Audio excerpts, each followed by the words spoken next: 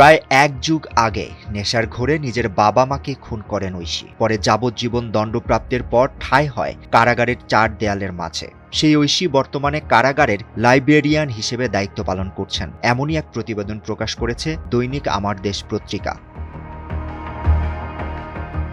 প্রতিবেদনে বলা হয়েছে ঐশী ইংলিশ ভাষার গল্প ও উপন্যাস পড়ে সময় কাটান। তার আচার ব্যবহার ভালো, তবে তিনি কম কথা বলেন। এছাড়া ঐশীর শ্বাসকষ্টজনিত রোগ আছে। প্রতিবেদনে আরও বলা হয়েছে সকাল 10টা থেকে দুপুর 1টা পর্যন্ত লাইব্রেরিতে দায়িত্ব পালন করেন ঐশী। এর মধ্যে 3 ঘন্টা গোসল ও খাবারের বিরতি দেওয়া হয়। পরে আবার বিকেল 5টা থেকে রাত 8টা পর্যন্ত তিনি লাইব্রেরিয়ানের কাজ করেন। কারাগারে থাকা বন্দীরা সেখানে গিয়ে বই পড়েন।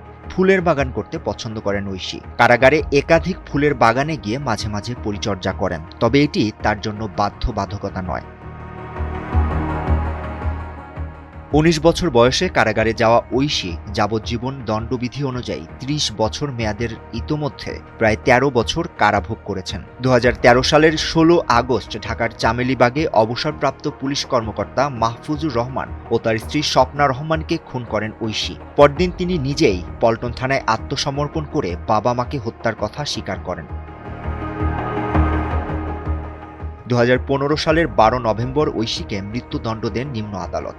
একই মামলায় হত্যায় ইন্ধন ও আশ্রয়দাতা হিসেবে বন্ধু মিজানুর রহমান রনি 2 বছরের কারাদণ্ডে দণ্ডিত হন এবং অপর বন্ধু জনি খালাস পান। নিম্ন আদালতের ওই রায়ের বিরুদ্ধে আপিল করেছিলেন ঐশী। প্রায় 1.5 বছর কন্ডেম সেলে কাটানোর পরে 2017 সালের 5 জুন হাইকোর্ট সেই দণ্ড কমিয়ে যাবজ্জীবন কারাদণ্ড দেন। যাবজ্জীবন সাজা কার্যকর হলে তাকে সাধারণ ওয়ার্ডে স্থানান্তর করা হয়। বর্তমানে তিনি গাজীপুরের কাশিমপুর মহিলা কারাগারের 7 নম্বর মহিলা ওয়ার্ডে আছেন। Sakib Mahmud, Times today.